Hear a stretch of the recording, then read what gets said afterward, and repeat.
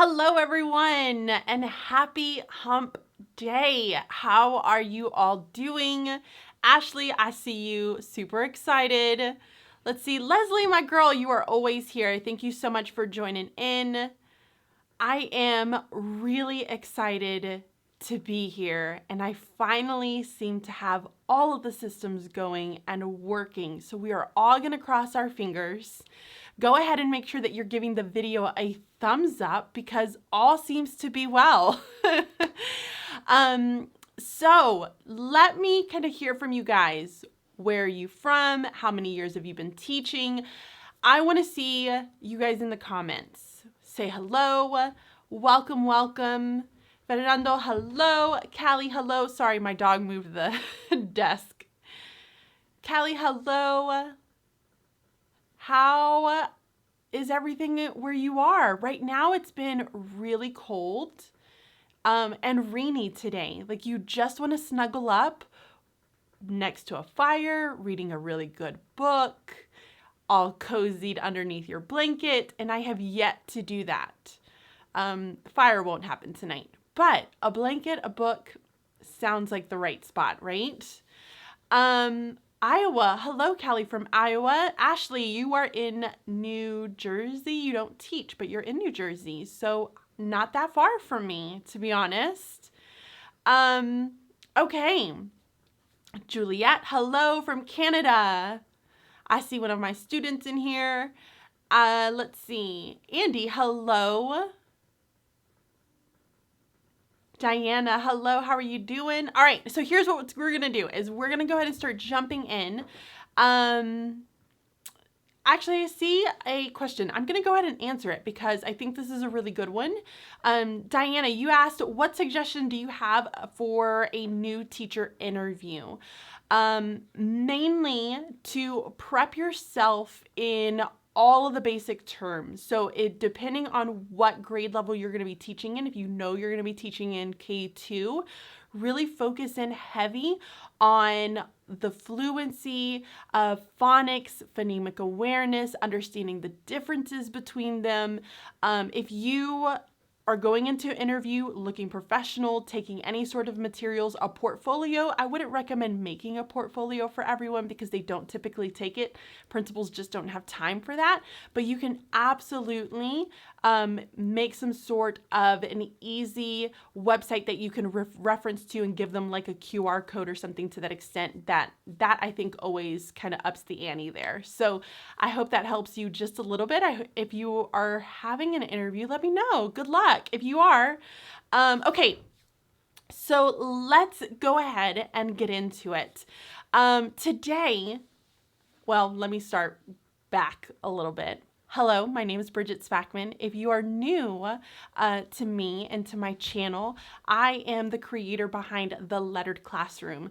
So I am in my 8th year of teaching. I taught kindergarten for 4 years in Alabama, and then I have been teaching 4th, 5th, and 6th grade for the last 4 years as a multi-age teacher in central Pennsylvania. So very, very excited. I'm not gonna lie, I'm gonna say this. I'm kind of nervous tonight, and I don't really know why. I just got like the nervous bug. So any kind of like hearts and loves making me hopefully feel a little bit calmer. I am a little nervous, and I'm not really sure why, to be totally honest.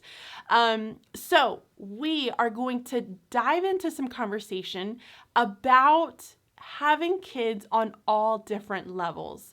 So let's talk about that in the comments for a little bit. Tell me what grade you teach specifically, and give me either like an emoji, hands up, or give me an amen, a yes, and absolutely if you have kids that are not on your grade level. Say they are all on different levels. I want to hear from you. Because it's always very intriguing as far as like different states, how everybody does things just a little bit different. So it's nice to kind of get that reassurance, especially if you are a new teacher and you're like, oh my gosh, I can't believe I have kids that are not on the right level. But throw that into the comments. Let some of those new teachers know, hey, this is normal. It is typical. And we're going to get into that a little bit later on. So tell me how many years you've been teaching. Let me know like I said, give me an amen, a yes, a hands. Thank you, Gemma. I see those hands. You absolutely have kids that are not on the right level. So Ashley, 7th grade and middle school. Listen, I have a sweet girl who was going and doing 7th grade material. And I have to say, like, I was pretty stumped at certain points as far as like, how is I going to do it? But luckily she's been going to the middle school. So it's been working out for me so far with her. So Leslie, you are 5th grade ELA. You have 3 blocks for 90 minutes. Holy moly. That is not enough time for reading and writing and all the things in between. Gabrielle, did I say your name right? I hope so, hun. 4th grade. Amy, you teach 1st grade. Kudos to you. So you absolutely have sweet babies that are not on the same level. I got preschool. You are the exact same way. Always having those kids that are on all different levels. So I'm going to go ahead, I'm going to jump into it, and I'm going to be watching the comments as we kind of go through and have this little conversation. So let's see. Here we go. So the conversation, like I said, is really focused on how do we really meet the needs of kids when they're all on different levels. There is absolutely a Walter sighting. So how do we do it? How do we manage it? Because let's be honest, we have a lot of things that we have to teach within our 90-minute block, or an hour and 10 minutes, or 2 hours if you have 2 hours. We don't have all the time in the world to be able to put all of that in and be able to meet kids in so many different levels. So let's talk about it.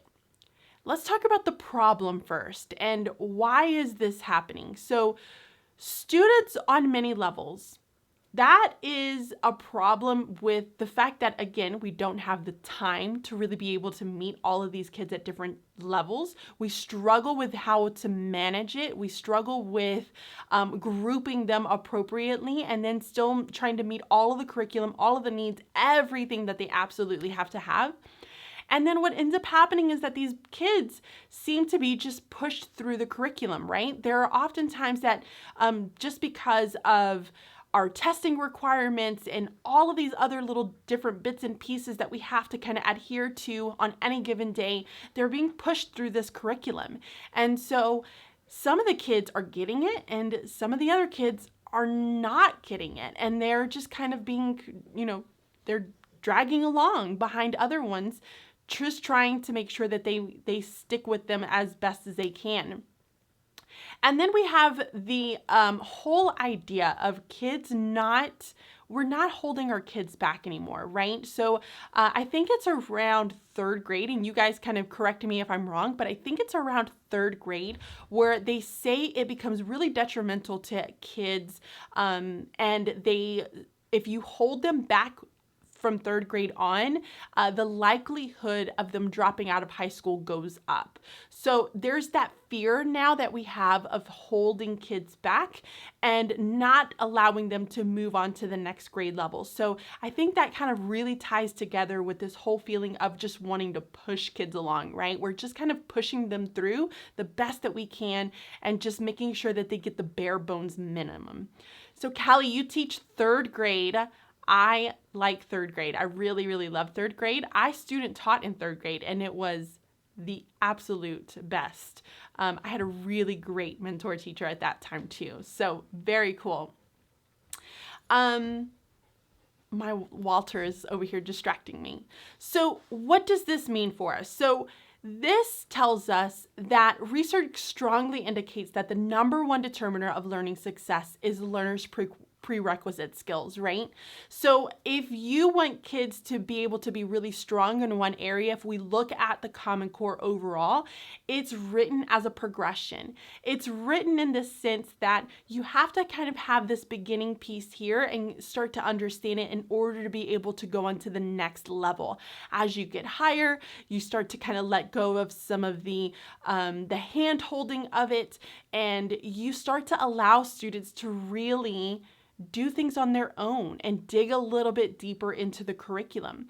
But the problem is if we're just pulling kids through the curriculum or we're not allowing them to take the time that they need, or identifying different situations that may be kind of underlying factors until way later on, then they're not receiving those prerequisites. So then what's happening is that they're really not getting the information at all. I am doing a video this week, guys, and just kind of like an insider's sneak peek here. I am talking a lot about writing as readers, like writing about our thinking as readers. And what's happening is my students can't explain to me their thinking, and they're giving me really bare bones minimum when it comes to their writing assignments, and they're giving me bare bones minimum when it comes to their like explaining their sentences. It just isn't meaty. It isn't really, really good. So what ends up happening is that now I feel like I have to kind of backtrack and spend way more time than I wanted to, having to go back and making sure that they have that solid foundation before we can continue on. So it's taking me so much longer than what I want. So I want you guys to look at all of these. So what do these companies have in common? Go ahead, put it in the little discussion box, put it in the chat. What do these companies have in common? Netflix, Amazon, Spotify, Google AdSense. What do they have? I'm really good at giving a lot of wait time. So I'm going to let you guys think. Let's see, what do they have? Amy, I love that you are so intrigued by bridging literacy, and I absolutely can share what it would look like in K1.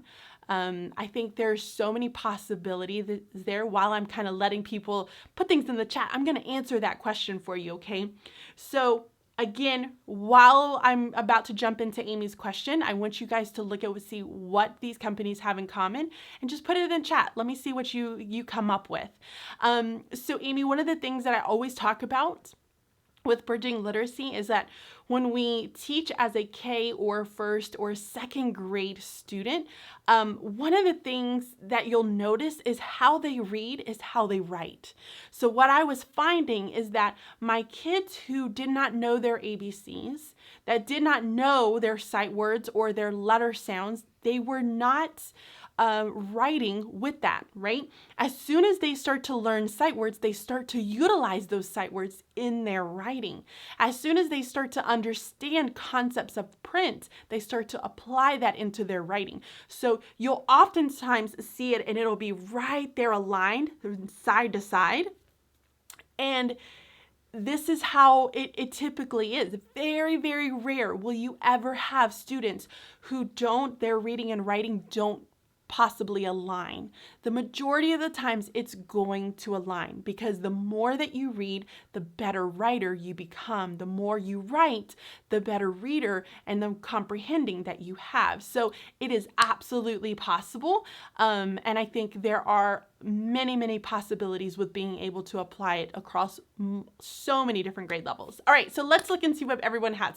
Clean graphics. I love that, Amy. Let's see. Streaming. That's a thought. Recommended for you. Personalized lists. You watch them. Personalized. So I'm seeing a lot of a personal experience. And that's it, guys. They provide a personal experience. When you go to Netflix, you automatically see recommended just for you. When you go to Amazon, it's all recommended based on your past views that are just for you. Spotify, music that you listen to. You hate certain music? Do you swipe it? Do you flick it? I don't really know. But if you don't like certain music, you can get it to stop that music. Google AdSense picks up on things that you've seen in the past, and those are the ads that you're going to see when you go to different blogs or websites. They customize it to fit you. So here's the question. Why isn't education customizing to fit our learners when everything else around us is customizing? Everything. You can go into a car, you have a button, it's customized. Boom, your chairs go exactly where you want it to be. Your channels are all customized. You can have certain things selected so you don't have to go through all of the other mumbo jumbo if you don't want to end up seeing it. It's all customized to fit you. And education, it always takes about 10 to 15 years to catch up to the latest trends of what's happening in our society. So why isn't education customizing to fit the needs of our students? So we're going to talk a little bit about some of the different things that I do to help customize that experience, that learning experience, or personalize that learning experience of my students. Because I know that, look, here's what I kind of tell them, and I'm going to backtrack just a little bit. But I always tell my students, I don't worry about making sure that you have the knowledge. The knowledge can come from anything. I don't remember anything that I learned when I was in school, but I will tell you, I can go on, I can use all of the technology that I have at my fingertips now, and I can learn anything that I want to learn. But what I need are the tools to help me with my learning. So what I focus on a lot of the times in school and with teaching my own students are the tools that they need to help them learn the content. They can learn anything they want to learn so long as they have the tools. So I do in some ways. So I'm gonna kind of go back. I kind of go back and forth. I'm really sorry. Like I said, I was a little nervous for some reason. Not really sure why. But I tell my students, and the way that we work it is I'm a multi-age teacher. So I'm responsible for the 4th, 5th, and 6th grade curriculum. However, I don't consider myself a 4th, 5th, and 6th grade teacher. I consider myself a teacher to students because I teach all students. I teach all curriculum. I don't say, well, that's not in my standards. I'm not going to teach it. None of us do. Not a single teacher out there is going to say that. Why? Because we teach students. And when we start to change our mindset so we teach students, that's when we can start really opening our minds to personalizing the experience, the learning experience for each of our kiddos. So I'm going to kind of give you some tips because you guys already know that you have kids on different levels. You already know that your students are not at the same paces and speeds and they don't get things all at the same rate or same style. So here are some things that I'm doing in my classroom that might benefit you as far as really being sure that you're helping your students being able to reach their true potential. So one of the first things, I love this, the steps of the Netflix of education. So we're going to give you 3 steps to become the Netflix of education. Oh, just makes me so happy. But one of them is to remove yourself as the sole provider of information. And with education, if we think of it in this 21st century mindset, we need to remove ourselves as the provider of information and more as the facilitator to the learning of the information. And what this means is that I talk a lot about something called friction-free teaching, all right? So I am one-to-one in my school. However, if you're not one-to-one, no worries. I have some ideas and some tips for you, but I am one-to-one. So I tell my students there are certain things that I don't have to try to just sit here and just give you all the information. Why? Because they can go and learn it. Vocabulary is a great place to start with this, okay? And any of you can do this, whether you have technology or you don't. So one of the things I tell students is I say, all right, guys, here are some vocabulary words. I'm going to break you out into your groups of tables. And then what I'm going to have you guys do is you're going to go and you're going to research the definition to this vocabulary term. However, here's the thing that's going to be a little bit tricky, okay? You have to each find the definition from a different resource. So you have to find it from a different source, and then you're going to compare the definitions that you find, and then you're going to come up with your own definition to be able to kind of summarize it in your own terms. So that allows it, that no longer keeps me as I am the only one that knows I'm getting a vocabulary word. I'm the only one that knows what the term irreparable means. Only person in the whole wide world. I am it. That is me. That's not true. Why? Because our kids should be able to go and find that information, analyze it, and then be able to tell me what that means. That takes me into this role as the facilitator versus the sole provider. This also means now using dictionaries, thesaurus, any sort of materials. Maybe you find the word in a picture book, you make photocopies of that word in that picture book, and then you have them locate that word using the context clues. Boom! They're able to figure out their own definition from it and then compare it with someone in their group that found it from a thesaurus and another one who found it from a dictionary. And then they're using all three of those materials to be able to come up with their own definition. So that's a way for you to be able to do it very easily without having technology in your classroom. Something else that I do, and this again has a little bit of technology. I have to use a lot of technology in my room and I enjoy it, to be honest. But I have videos that my students will go to learn certain skills. So this is very, very typical and common in math, especially for me. And students will go and they will watch a certain math skill video to learn it, to practice it, and then be able to apply it. It is very, very rare that I actually have to clarify information for my kids because I break it down far enough for them to have little bitty chunks of that lesson or that skill so that then when they put it all together, it makes sense to them. So I don't try to give them all of it all at once. I break it down to the finest little details. So don't be the sole provider of the information. Think about ways that you can have students go out and find the information on their own. So that's the first one. You're on the step to becoming the Netflix of education. How cool is that? Sharing is caring, my friends. Sharing is caring. I try to tell my students everything that's in my classroom they have access to. All right, that's a little bit of an exaggeration. Not everything in the classroom, but you guys get the hint. They have access to a lot of materials, but they also have access to the progressions. So I don't keep anything hidden from them. They know exactly where they are and where they're going to be going. So for instance, if they're on a lesson 2, they know the things that they have to complete in order to get to lesson 3, in order to get to the next and the next and the next. And where does that end up looking like? I showed them the roadmap to the year. It's almost like having a syllabus that has every single one of the lessons like planned out for them, except this is more for their grade level curriculum. So I didn't pull out that paper. I wish I would have done that. I'm talking to my husband. Everybody say hi, Trent.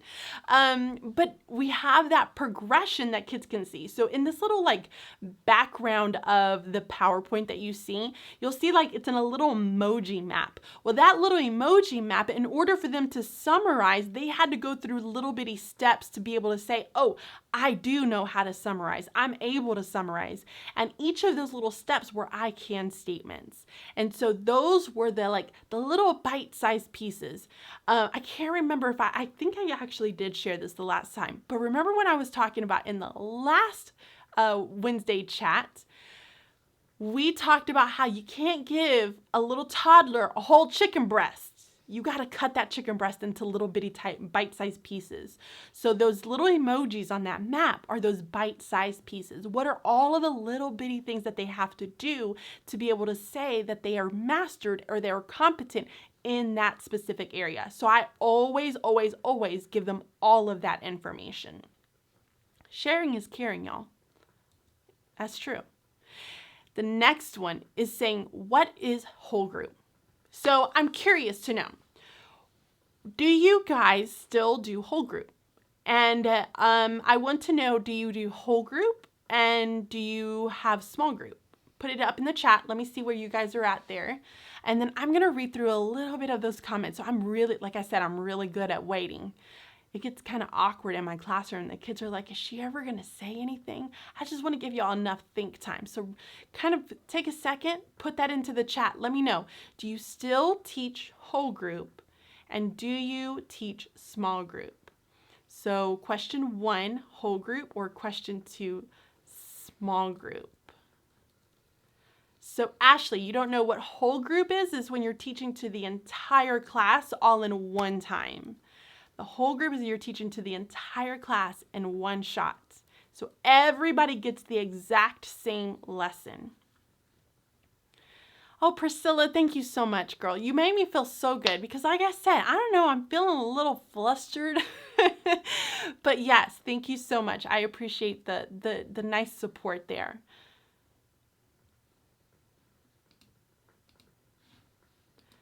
So we have both, whole group, small group. Andy says both based on needs. I love that. I love that you put that in there, based on need. So some whole group from Michelle. Everybody say hi, Michelle. And then some small group. So both just starting small group, really nice. How are you liking it, Brooklyn? Are you enjoying the small group? Are you feeling a little like you don't really know what your kids are doing? Don't you it's really hard to relinquish that control of what are the kids in the back when you're teaching small group? What are they doing? Like, what are they really doing? It's almost like you want to get a little peek into what they're working on to make sure that they're on task. It's so hard sometimes. Okay, so science, you're more inquiry-based. I love that. You break them into small groups for some of the labs. That's fantastic. That really ties along with you becoming the facilitator versus you being the sole provider of the information, because they're diving into that inquiry and they're really coming up with their own conclusions. I love that. So doing both, it's scary during small group time. I feel you. It's really, really hard to let go of that control and making sure that kids are on task. So what exactly is it? So whole group, for some of you who do not know, is when you teach one lesson to the entire group and everybody gets that exact same lesson. So when I first started teaching, I did both. I had a whole group lesson and then small groups in both reading and in math. And then when I moved to 4th grade, I stopped teaching whole group altogether. I don't teach whole group unless it's what they need. So going back, who was my sweet friend that said that? Do you remember their name? There was someone who said, unless it's what they need. Oh, I hate that I can't remember. I have the worst memory, y'all. It's awful. So unless it's what they need, I don't teach whole group. Now, there are those occasions where I'm going to say, absolutely, I'm going to teach it to everybody. Why? Because I see that everybody needs this lesson and they're going to benefit from it in some way, shape, or form and take it back and apply it to what they're learning independently. So I only stick with small group, but what this allows me to do is really tailor it and customize the learning for each of my kiddos. And here's kind of the really scary part. In math, I don't teach hardly any small group. A lot of the learning that's happening in my math class is happening with flexible grouping, meaning I pull certain kids that are working on certain skills, and it could vary every single day, but I am then meeting with kids individually. And you're probably saying, oh my gosh, how are they doing their learning? Remember when I talked about them going and looking at videos to be able to kind of support them in their understanding? They are doing that. But I'm still there because I am a facilitator to their learning. So if they have questions, I'm jumping in, I'm walking around constantly. Y'all, that's when I get my steps in. I get my steps in during math because it's like a constant. I have like a certain path that I take over and over and over again. I'm gonna wear my carpet in. It's really bad. But that allows me to really just jump in. ask a couple of questions, give a little guidance, and then move on and come back to see what have they gotten and what haven't they gotten. So I know it sounds really crazy and really weird and scary, but I promise you it is the coolest experience ever.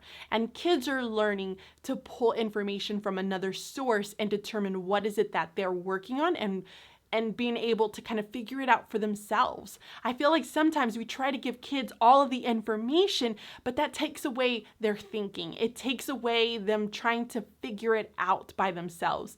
So I'm gonna go on a little bit of a tangent here. So I tell my students, because how many of you, and you guys can give me a little hands up emoji on this one, how many of you, your kids, as soon as they go sit down, they immediately want to come back and they say, I don't know how to do this. What do I do here? What do I do here? I don't understand this. I don't get it. And they're constantly coming up to you because as soon as they have to sit and think about something, it's like they freak out. They need somebody to help guide them immediately. It's like, I have a second of not knowing what to do. And here is kind of my weird little theory on this, okay? I don't know if this is true. Any of you teachers who have been teaching before technology was basically taking over everybody's life, you can kind of chime in and let me know what you think. But here is what I think. I think that because kids all have iPads, right, or some sort of an iPhone to an extent, what they're doing is they're going on and they're getting an app, one of the free apps, a million free apps that they have out there. They're playing a game, but as soon as that game gets hard, what ends up happening? They stop the game and they go and they download another free app. And so it's like a little cycle, right? Every time it gets really, really difficult for them, they go and download another free app. And they're like, they never really try to work through and persevere through something that's a little challenging, that requires them to truly sit down and think through it, because they have the access to all of these different free games. So what ends up happening, I tell the kids, it's like you automatically think that I'm going to give you a new video game as soon as you come up to me with your paper and say, I don't know how to do this. And I say, well, you know what? I'm going to give you about 3 minutes. I'm going to set my timer on my watch, and I'm going to give you 3 minutes. And I really want you to sit down and think about it for those 3 minutes. And then I'll come back and check on you. And by the time I go back and check on them 3 minutes later, they figured it out. It's just that automatic, I don't know how to do this. So they just want to give up immediately. So that is just kind of my little tangent on there. But what happens now is because of the way that I formatted my math, they don't do that anymore. I don't have that, but I don't get it. Why? Because they have access to all of the materials. I give them access to all of these different websites where they have to go and look at the material and figure it out for themselves. So there is a lot of having to kind of push themselves through it, but there's also a lot of collaborative discussions there. So kids who don't really get it are asking other kids who do get it, and those kids are kind of sharing. So I don't become the person who's constantly giving information. It's more them giving each other information, which is truly magical. Okay, so this kind of leads to, and I really, really love, so if you guys have not heard of the book Inevitable, it's a fantastic book. Talks a lot about mass customized learning. So if you are really not sure of what mass customized learning is, personalized learning, because I've said these words quite a bit, I encourage you to go and look at it. Now, I will say it's not going to give you the tricks to the trade on how to implement it. It just tells you the why and the importance of it. But when children, young adults are always or mostly told what to do, when to do it, how to do it, and then watched closely to make sure that they've done it, why should we expect a natural increase in maturity and the acceptance of responsibility? Why? Because we're constantly hovering over them. They're used to having us over them. But when you're relinquishing that, when you're giving them control of the learning, when you're telling them to figure it out, when you're telling them, here's the progression, here's what you're doing, here's all of the folders, here's all of the materials right in front of you, everything you need, learn. That's when you're going to really start to see learner autonomy. They become the leaders of their own learning, which is really, really magical. So that is the end of my slideshow, my friends. Let's have a little chat. So I'm going to kind of go through some of the questions. Have you been keeping track of questions? I'm asking questions here. Kinda? All right. So what do you guys think? Tell me your thoughts. What are your feelings towards this? Are you like, Bridget, it's like my brain hurts now? I feel ya. I totally understand because my brain hurt the first time that I started doing it too. So Amy asked, how do you determine every step of the progression? So that is a lot of planning that takes place. A lot of it is done over the summer. But what ends up happening is my first year, I didn't do it my first year, y'all. Like my first year, I was not all about, like it was really, really difficult. I was learning new curriculum. But what you'll start to find is that there's a very natural progression when you're teaching. And you start to kind of say, oh, it's like a baby. They can't automatically start running. What do they have to do? They have to learn how to roll over. They have to learn how to hold their head up. They have to learn how to sit up. That's a progression. It's a natural progression. Same thing with learning. It's a natural progression in order for them to get to the next point. So if I'm thinking about like 4th, 5th, and 6th grade, we really focus on the literature, and then we go into informational, ending the year right around like testing time. We start to go into like book clubs and research projects and some of those more like collaborative and in-depth sort of projects. But I teach them all of that other stuff, the literature informational standards, before March, April time. But you kind of, as you start to go into your lessons, like I would take this year and just write down, like, what are the lessons that you're teaching, and then keep track of them, and then figure out like what's the progression of it. Like, do you like to teach like story elements first or characters first? I have found for 4th grade, characters comes first. But then I found that in 6th grade, I need to teach story elements first, because that leads into characters and character change and all of the other standards and skills that I want kids to learn. So you have to kind of sit down and just figure out like, what is that progression? Can we grab those papers that are over here? Do you mind if I grab them, or can you grab them for me? Can you show that so I can show people that progression? So I'm going to make Trent go and grab something. So I've been working really, really hard. Woo! You scared me. It's underneath the spider, I think, right on top of those papers there. But I've been working really, really hard on developing a progression underneath that. It's those papers that we did for 4th, 5th, and 6th grade. That allows people to be able to see for 4th, 5th, and 6th, the ELA standard progressions. And what does that look like? No, I'm going to try to grab it. Hold on, guys. Oh, he found it. He's such a good husband. You're the best. He is. So let me show you what this looks like. So for instance, this is like a 6th grade standard one. If you'll compare it to a 4th grade.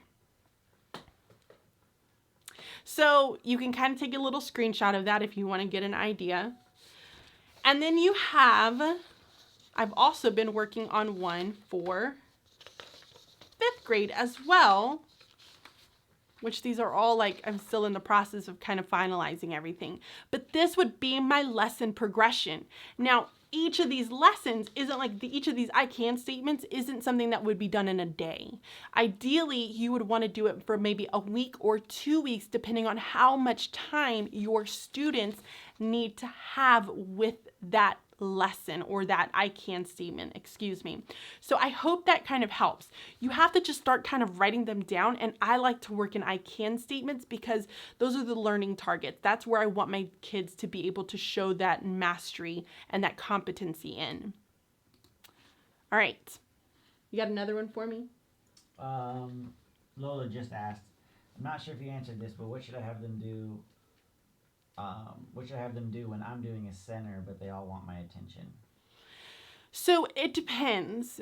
A lot of the times, I will, in the very beginning, if your students are not used to this, you don't want to just say, go away, go sit down. I think in the very beginning, you want them to be able to ask their question. And then you want to just be able to say, you know what?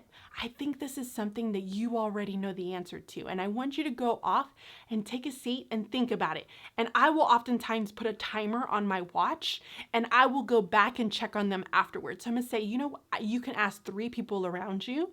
I want you to think about it for 3 minutes. And if you still don't know the answer to that, I'm going to come back and check on you in 3 minutes. Okay. So then you can kind of ask that question again, and I'll help and guide you with that. But kind of ease them into it, and then slowly but surely naturally you're going to start to notice that kids will spend more time thinking about it, or they'll start asking each other and using that collaborative space to be able to come up with their own answers. Now, I know there are teachers that are like, well, I don't want my kids like talking. I want them working independently. But here's the thing, like I find that I work better when I have somebody to bounce ideas off of. So a lot of the times it's this guy that's down there. He has to listen to all my ideas because I need someone to just be able to talk things out and be able to kind of process the information. Like I can't just let it sit in my brain. It just doesn't work that way. So I always have that guy just listen to me, and it really, really helps. So why can't we allow our students to be able to do the same in the classroom? Allow them to collaborate, share ideas. It's learning. You want them to learn, and you want them to also learn how to collaborate and share those ideas and be able to communicate those ideas effectively, which that helps a ton, a ton. Let me tell you, that dog bark, that really got to me. So I hope that makes some sense. Priscilla asked, does it get easier year to year? And do you get Absolutely. pushback from admin? Regarding being personalizing it? I think so. I'm not sure where it was. Okay. Oh, I see it right above. Priscilla, I'm assuming that you mean, do I get pushback about personalizing the experience for my kids? Absolutely not. So I am very, very blessed in the district that I am in. They are very committed to the learning experience of our students and understanding that kids are not all the same. And just because you're placed on this grade doesn't mean that you are in that specific content area. Some kids are achieving beyond that. Some kids are achieving below that. It just depends. We're all in a different place in our learning, and they understand that, and they support us with anything that we have. So it's very nice. Does it get easier year to year? Absolutely. So this is the first year that I have like all of my math books ready to go. All of my folders are ready to go, and I don't have to stress about it. So I go in and I just assign it, and I'm good, and I know exactly what I'm doing. So absolutely, it does get easier year to year. Let's see. What else do we got? Here's looking for a job ones. I'm waiting for my preliminary credential to process. It takes 8 to 10 weeks. What should I do while I wait? Should I contact principal schools anyway? Absolutely. Contact. Put your name out there. Try to go and volunteer as much as you can. Anything that you can do to put your face and get your face recognized in schools is extremely beneficial. I went, and right in Pennsylvania, I came for a whole week, and I went knocking from door to door to door. A lot of them wouldn't let me in the door. But I tried to go and get my face seen every which way. Like I wanted people to see who I was. I wanted to be able to greet them, make eye contact, smile, give them that handshake. Like I knew that those were the things that was going to make an lasting impression on them. So yes, go out and do it. Let's see. All right. Oh, Walter. Y'all, my dog is getting so big. I ended up finding a video. I'm really sorry. I ended up finding a video. He was so little, and now he's like a big, hairy, shaggy dog. Aren't you, Walter? You're shaggy boy. Okay, well, we're getting to almost to the point where we're at the very, very end of this. I hope this inspired you to try to make your room be the Netflix of education. I hope that this inspired you to really kind of go out and push your kids a little further in their learning and take some of that off of you. Like you don't have to do that all. Make them do the work. After all, that's what they're supposed to do. That they're the ones that are supposed to be out there doing the work. A lot of people say that if you come home and you're exhausted, which we all know those days are going to happen. Let me just tell you, they're absolutely going to happen. But if you're always coming home exhausted, then you need to rethink what you're doing, because the kids should be the ones that are going home tired, not the teachers. And it makes total sense because you shouldn't be saying and doing it all. All right. Is that it? We're good to go? Yep. Okay, well, thank you all so much for joining me on this chat. Please do not forget to go ahead and give the video a thumbs up for me. I would so appreciate it. And you guys are amazing. So give the video a thumbs up. Thank you guys so much for watching this. I will be back next week. Oh, hey, hold on. Hold the phone. Put in the chat, what are some things that you want to hear about on the Wednesday chats? Let's talk about that really, really fast. Uh-oh. There's no tired like teacher tired. That's so true. But really, you need to make those kids work. They should be the tired ones. But what would you like to hear? What would you like to chat about? What are some other things that you want to talk about in these chats? Because I want this to be about you. I want it to be about something that you can take back and you want to easily implement into your own classrooms. I don't want to always just do topics that I want to talk about, although I love talking in general. So, I mean, let's just say that. But share really fast as we're getting to the very, very end of this. So Diana says some Title I programs. Holy moly, we have a ton of them. However, I'm not very well informed in some of the Title I programs, to be honest. I can give you little bits here and there, but I don't know a ton of them. What grade do you teach this year? So 4th, 5th, and 6th grade. All three in one big happy pot, basically. All right. Strategies that go with Title I student teaching. I can definitely do that. I got you, Diana, on that one. That I do know how to do. All right. Try to stick in kind of my realm of some of the things that I'm really good at. PD resources that are truly valuable. Oh, I love PD. I'm a PD junkie. It is so bad, y'all. Like, I just want to go to every professional development that's out there. I'm such a dork, but I love it. It's fantastic. So yeah, thank you guys so much. You guys can leave them back in the comments or in the chat as we're kind of finishing this up. Give the video a thumbs up. I will see you all next Wednesday, 7:30 p.m. Eastern. Thank you so much for watching this chat, and I will talk to you all next time. Bye.